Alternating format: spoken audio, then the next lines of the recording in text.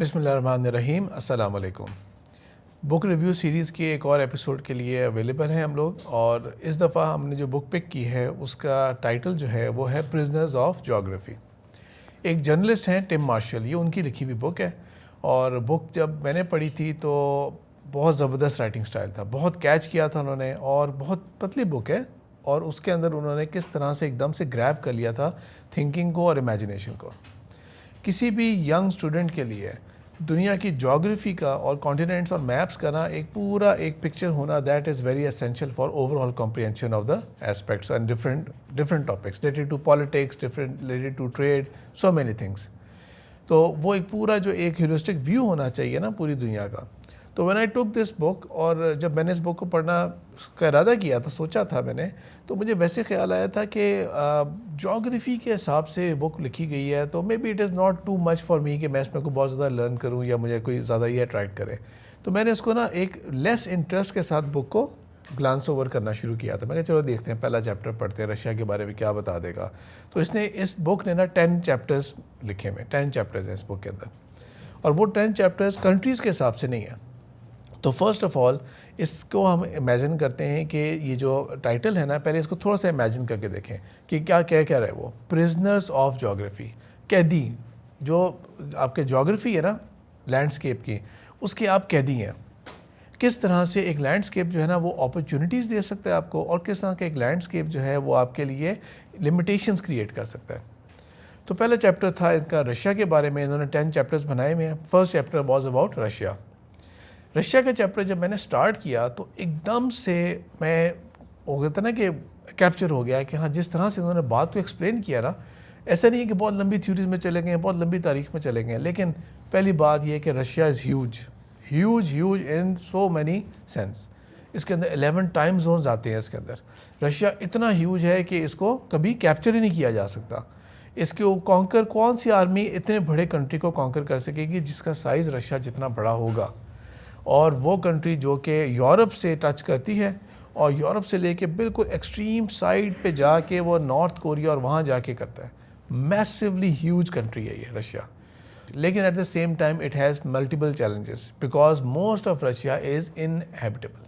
वहाँ पे आबादी हो ही नहीं सकती, इस कदर ठंड है और इस कदर वहाँ पे एक्सपेंसिव होगा लिविंग करना कि उसके लिए क्या क्या लिमिटेशंस हैं।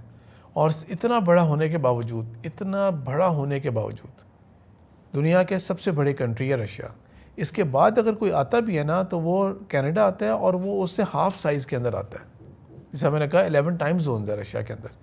लेकिन इन सब के बावजूद उसके पास वार्म वाटर्स ही नहीं है, उसके पास समंदर है ही नहीं जो उसको पूरे साल प्रोवाइड कर सकता होगा एक ट्रेड के लिए।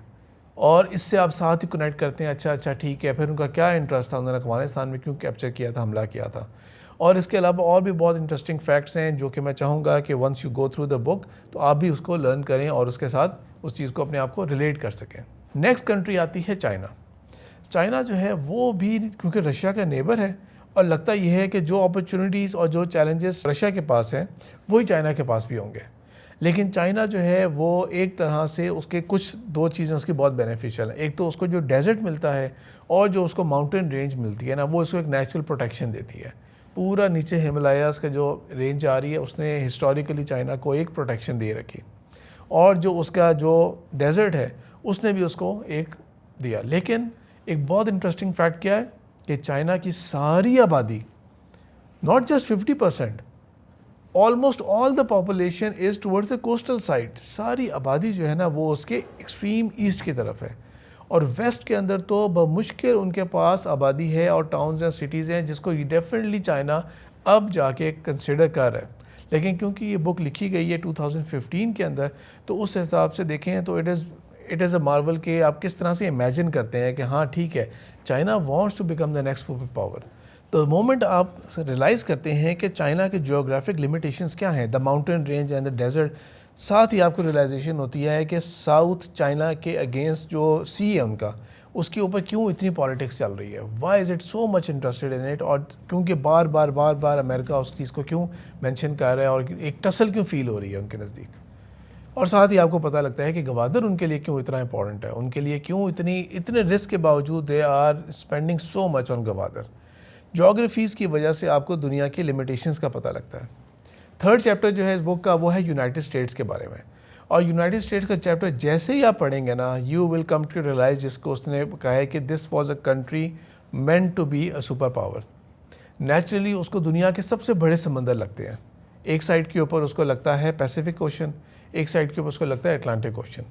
कौन सी दुनिया की पावर होगी जो इतना कुछ क्रॉस करके आ सकती है और इन्वेट कर सकती है अमेरिका को? कौन सी पावर ऐसी हो सकती है? नेचुरली उसके पास ऐसे प्लेन्स अवेलेबल हैं, उसको एक सेल्फ सफिशिएंट कंट्री है वो। उसके पास इतने प्लेन्स अवेलेबल हैं कि वहाँ पे बहुत ज़्यादा कल्टीवेशन हो सकती है, वहाँ पे फार्मिंग बहुत हो सकती है, लाइफ स्टॉक फार्मिंग बहुत हो सकती है, वेदर्स उसको बहुत सूटेबल मिले हुए हैं। और ये पूरा पढ़ते हुए ना मुझे ख्याल आया कि अल्लाह ताला ने पाकिस्तान को भी all this mixup has been provided to Pakistan also, लेकिन हमने वो अपॉर्चुनिटी को उस तरह फ़ायदा नहीं उठा सके जिस तरह उठाना चाहिए था। So US is meant to be a super power, और उसको मौका मिला, तारीख़ ने मौका दिया उसे कि वो इकोनॉमिकली, टेक्निकली और अपने डायमेंशंस के अंदर ना वो फुल ग्रो करे without interference of the outside world. वो और बात है कि जब वो खुद सुपर पावर बन गया ना, started meddling in the affairs of the other countries also. तो वो उसने एक न्यूसेंस पैदा की, otherwise it was a country meant to live and thrive and grow in isolation without any foreign interference. Fourth chapter है इसका western Europe के ऊपर। Why western Europe? Western Europe की जो वैल्यूज़ हैं वो बहुत ज़्यादा कनेक्ट करती हैं, क्योंकि ये कभी भी डिस्टर्ब नहीं हुए थे यूएसएसआर की वजह से, तो उसको कनेक्ट करता है। यूरोप दुनिया का सबसे छोटा कॉन्टिनेंट है, तो अपॉर्चुनिटीज़ इट हैज़ कि वो एक ऐसा पेनिनसुला की शेप करेगा कि जिसके अंदर आप कह सकते हैं उसको सी भी लग रहे हैं, उसको लैंड भी लग रही है, इसके अंदर कोई डिफ़िकल्ट लैंडस्केप नहीं है। इट वाज मेंट कि उसकी ट्रेड और जो उसकी जो प्रोग्रेस है ना वो बहुत ज़्यादा हो, क्लोजली रिलेटेड है एक दूसरे के साथ, बहुत ज़्यादा ट्रेड हो सकता है। जो रिवर्स भी हैं उनमें से कोई भी रिवर डिस्ट्रप्शन नहीं कॉज करता, बल्कि all the rivers are adding value to its geography. और यूरोप जो है इट वाज मेंट कि उसके पास जो अपॉर्चुनिटी थी ना, सी भी उसको लगता है, प्लेसमेंट उसकी इतनी अच्छी है कि वहाँ पर जो भी कंट्रीज़ होंगी ना, जो भी नेशंस वहाँ पे रह रहे होंगे, they will always have a good economic and natural disaster से बची हुई एक लैंडस्केप उनको मिली है। तो जब आपको ऐसी लैंडस्केप मिले जहाँ पर नेचुरल डिज़ास्टर्स भी नहीं आ रहे, कोई ऐसे रिवर्स हैं लेकिन डेंजरस रिवर भी कोई नहीं है, माउंटेन्स हैं लेकिन माउंटेन्स जो हैं उनमें से कोई भी डिफ़िकल्ट माउंटेन रेंज नहीं है, तो it always adds to the value of the land. It was meant to be, जिस तरह के यूरोप जो है वो डेवलप हुआ। नेक्स्ट फिफ्थ चैप्टर है इस बुक के अंदर अबाउट अफ्रीका। अफ्रीका को आप पढ़ते हैं और आपको तरस आना शुरू हो जाता है अफ्रीका के ऊपर कि वाकई बेचारा इतना बड़ा लैंडस्केप है, इतना बड़ा लैंडस्केप है। कहने को उसके पास भी समंदर चारों तरफ से टच कर रहा होता है, कहने को उसके पास भी बहुत सारे सीजन्स हैं, लेकिन जैसे ही आप उसको इंटरनल उसकी ज्योग्राफी अंडरस्टैंड कर रहे हैं ना, तो हार्श लैंडस्केप्स हैं उसके अंदर। सहारा डेजर्ट ने नॉर्थ और जो सेंट्रल यूरोप अफ्रीका है उसको तो वैसे भी डिस्कनेक्ट किया हुआ है सहारा डेजर्ट ने। फिर उसके अलावा जो इंटरनल जितने भी उसके अंदर आप कह सकते हैं कि जो रिवर्स फ्लो कर रहे हैं या जो उनको कोस्टल लाइन भी मिल रही है ना, नथिंग इज़ मेंट के जहाँ पे बहुत ज़्यादा इकोनॉमिक थ्राइव हो सके। इसकी एग्जांपल मैं आपको समझाता ऐसे हूँ कि जैसे अल्लाह ताला ने ब्लेस किया है गवादर को, तो गवादर के बारे में एक वर्ड हमेशा आपने देखा होगा, even though you are not too much interested, लेकिन एक वर्ड हमेशा आता है, उसे बोलते हैं डीप पोर्ट सी है। वो नेचुरल उसको मिला हुआ है, नेचुरल उसको ऐसी डेप्थ मिली हुई है, ऐसी लोकेशन है उसकी। तो अफ्रीका है so much of sea all around, लेकिन कैच क्या है सारे का? कैच ये है उसका कि उसमें से कोई भी ऐसा एरिया नहीं बन रहा जो बहुत ज़बरदस्त हो। और जो दूसरी ह्यूमन मैन मेड जो ट्रेजिडी है अफ्रीका के साथ, वो ये है कि कॉलोनाइजेशन के दौर के अंदर it was crafted into multiple lines, borders, nation states, artificial all of them, लेकिन उसको आपस में ही बस वो जंगों में और लड़ाई में वो लगे रहे। Africa has a very little potential, जिसके अंदर हम कह सकते हैं कि it can connect together very good and it can thrive, because world different powers है ना, दे आर मेकिंग श्योर कि वो किसी तरह से अफ्रीका के ऊपर they get the hands on it. 6th chapter है मिडल ईस्ट के बारे में। मिडल ईस्ट जो है वो जैसे ही आपके दिमाग में आएगा तो एक कॉन्सेप्ट आता है कि या तो अरब्स नज़र आते हैं ज़हन में, या कॉन्स्टेंट कन्फ्लिक्ट्स नज़र आते हैं आपको। डेजर्ट और मौसम जो है ना, जस्ट ट्राई टू इमेजिन, आप ऐसे कितने लोग होंगे जो दुबई गए होंगे, दुबई जाना चाह रहे होंगे जॉब के लिए, सऊदी अरब जाना चाह रहे होंगे, और आप जाना चाह रहे होंगे कतर, दोहा, क्या जो कतर का जो मेन कैपिटल है वहाँ पर, और आप बहरीन और कुवैत जाना चाह रहे होंगे। ज़रा इमेजिन करके देखें कि अगर एसी की फैसिलिटी ना हो तो ज़रा ये एरिया कैसा है, लिवेबल कितना है, कितना हार्श है, कितना डिफ़िकल्ट है। ये डिफ़ाइन करता है प्राइमरीली मिडल ईस्ट को, जो अरेबियन पेनिनसुला है। और उसका जो नॉर्थ है वो it houses oldest cities and oldest civilisations. Mesopotamia इधर फॉल करता है, और जितने भी ओल्ड वर्ल्ड है ना वो सब यहाँ पे है। और ये भी अनफॉर्चुनेटली इसके पास अपॉर्चुनिटीज़ बहुत कम हैं। क्योंकि यहाँ पर जो मैप्स ड्रॉ हुए हुए हैं वो भी कॉलोनाइजेशन के बाद, वर्ल्ड वॉर 1 के बाद, और उसको जानबूझ के फॉल्ट लाइंस पे बनाया है कि ये आपस में हमेशा किसी न किसी कन्फ्लिक्ट में फंसे रहे। तो द अपॉर्चुनिटीज़ इट हैज़ वो उनके पास बहुत इनॉर्मस हो गई थी, दुनिया चेंज हो गई थी द मोमेंट ऑयल आ गया था।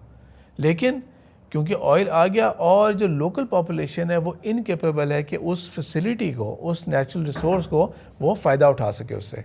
सो वो उसका सबसे बड़ा एक कैच रहा हमेशा से। The 7th chapter is on India and Pakistan. और इंडिया और पाकिस्तान जो है, जैसे ही वो चैप्टर आएगा, दोनों का आएगा, तो आपको नज़र आएगा कि दोनों के पास किस कदर पोटेंशियल है, दोनों कंट्रीज़ के पास किस कदर पोटेंशियल है टू ग्रो, टू थ्राइव। उनके पास नेचुरल रिसोर्सेज अल्लाह ताला ने इतनी ज़्यादा दी हैं। इवन जस्ट इन पाकिस्तान इतना कुछ दिया है, और इंडिया इतना कुछ था। इंडिया जो था वो क्या था, इवन ब्रिटिश का वो क्राउन जो है उसका सबसे बड़ा, जो आप कह सकते हैं कि डायमंड था, कोई नूर कह सकते हैं उसको, ब्रिटिश क्राउन का। 57 कॉलोनीज़ थी, लेकिन out of all those 57 colonies India सबसे वैल्यूबल था। और उसका जीडीपी वैल्यू देखें कहाँ राइज फॉल करती थी और कहाँ पे वो रह गया था जब द ब्रिटिश लेफ्ट।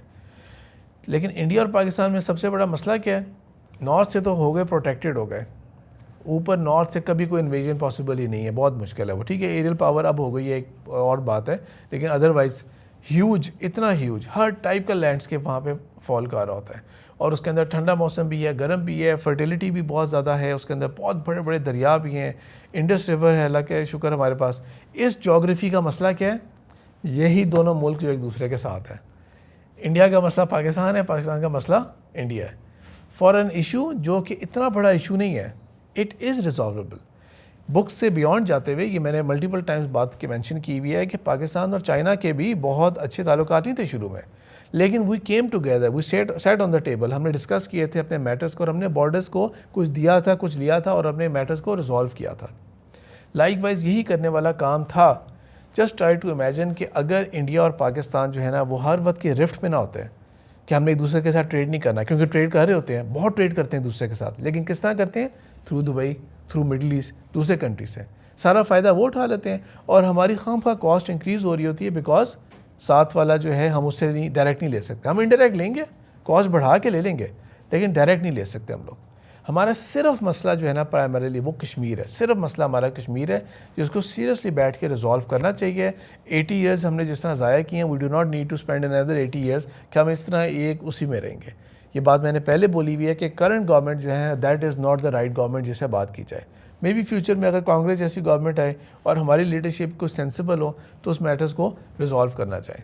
तो प्रिजनर्स ऑफ जोग्राफी के अंदर सबसे बड़े जो कैद है ना, नेचर ने, कुदरत ने, अल्लाह ने हमें सब कुछ दिया, लेकिन इस इलाके के लोगों ने अपने लिए दरवाजे ऐसे बंद कर दिए कि वो ग्रोथ उनकी नहीं हो पा रही और इस तरह रुके हुए हैं। 8th चैप्टर आता है कोरिया का और जापान के ऊपर।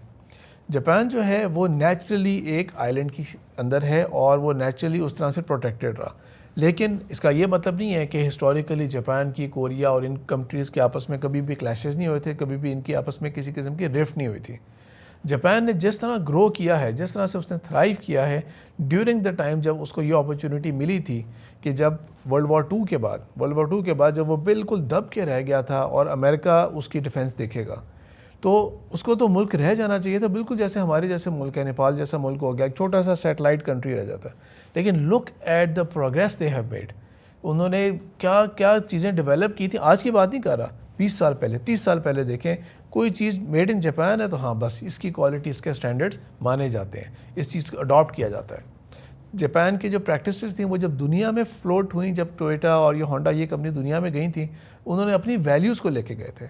लेकिन यहाँ पर क्या रिफ्ट आ रही है इनके पास, इस पॉपुलेशन के पास क्या है, वो कोरिया का, नॉर्थ कोरिया और साउथ कोरिया, चाइना के दरमियान में आता है, चाइना और साउथ कोरिया के दरमियान में आ रहा है नॉर्थ कोरिया।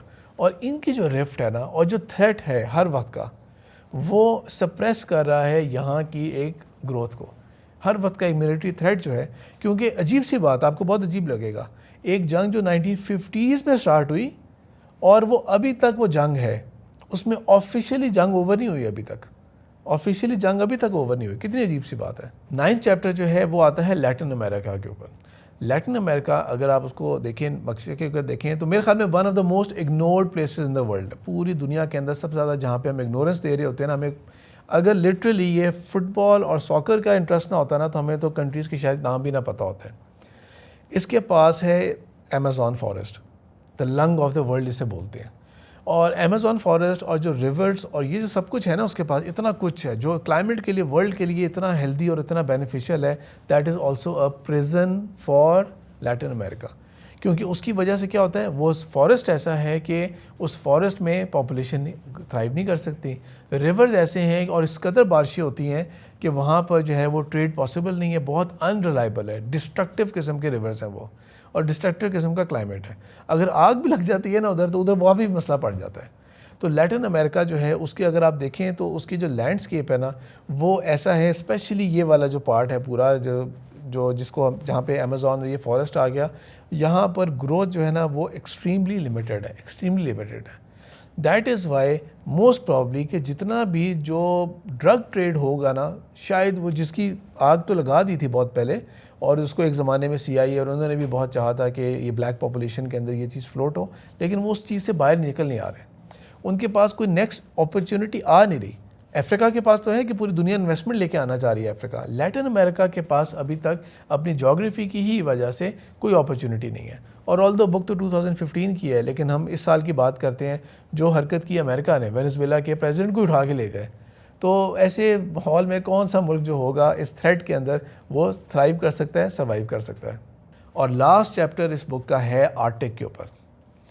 वो आर्टिक जिसके बारे में पूरी दुनिया ने हमेशा ये समझा होगा कि इधर क्या करना है हमने जाके, इधर रखा ही क्या हुआ है, सिर्फ बर्फ़ होती है और पोलर बेयर्स होते हैं इधर, बस दैट्स इट, और कुछ है ही नहीं यहाँ पे। और एक ज़माने के अंदर, आप में से कुछ लोगों को नहीं पता होगा, लेकिन एक ज़माने के अंदर ये जो अमेरिका का स्टेट है ना, अलास्का का, जो अलास्का इतना बड़ा है जितना बड़ा ईरान है। ज्योग्राफी के हिसाब से अलास्का इतना बड़ा है जितना बड़ा ईरान है, लेकिन अलास्का जो है वो रशिया के पास होता था, और रशिया ने बाकायदा बेचा था अमेरिका के आगे, और हंड्रेड्स ऑफ एकड़ जो थे वो बहुत छोटी छोटी प्राइस में गए थे। एक ज़माने में इवन प्यूटन ने one of the bad worst deals कहा था इसको, कि जो हमने अलास्का बेच दिया था ना, जस्ट इमेजिन करें कि इस वक्त रशिया के पास होता वो अलास्का। और अलास्का जो है, क्योंकि वो आर्टिक को टच करता है, आर्टिक जो है ना उसकी आइस हो रही है मेल्ट, और जब वो आइस मेल्ट हो रही है तो जो वर्ल्ड ओपन अप होगी, अभी तक तो हम ट्रेड और कहाँ से ट्रैवल कहाँ से कर रहे होते हैं, नीचे से कर रहे होते हैं ना, था इक्वेटर के आगे पीछे घूम रहे होते हैं। आइस मेल्ट हो गई तो फिर ऊपर से भी ट्रेड हो सकता है। रशिया डायरेक्ट ऊपर अमेरिका कनाडा के साथ टच कर सकता है ऊपर की तरफ से। और फिर वहाँ पे सबसे बड़ी, बहुत बड़ी चीज़ क्या आ रही है, जो आपने शायद डोनाल्ड ट्रंप के कई पुराने बिफोर हिज इलेक्शंस स्पीचेस में देखा होगा, वो ऑयल ड्रिलिंग की बात करता था। तो ऑयल के पॉलिटिक्स जो है ना वो बहुत ज़्यादा आ रहे हैं, अलास्का के अंदर फॉल कर रहे हैं। और ये जो स्कैंडिनेवियन कंट्रीज़ है ना, इनको रशिया से अगर कोई बहुत बड़ा खौफ है ना, तो उनको आर्टिक से ज़्यादा खौफ है कि रशिया जो है ना वो तो अपनी मैसिव एक्सपेंशन की तरफ जा रहा है, ऑयल ड्रिलिंग और उनकी तरफ जा रहा है, तो कौन हमें बचाएगा? अमेरिका बचाएगा। लेकिन 2015 में अमेरिका बचा सकता था। ये डोनाल्ड ट्रंप का अमेरिका बहुत ही मुश्किल है कि ये बचाना चाहे। A very interesting book.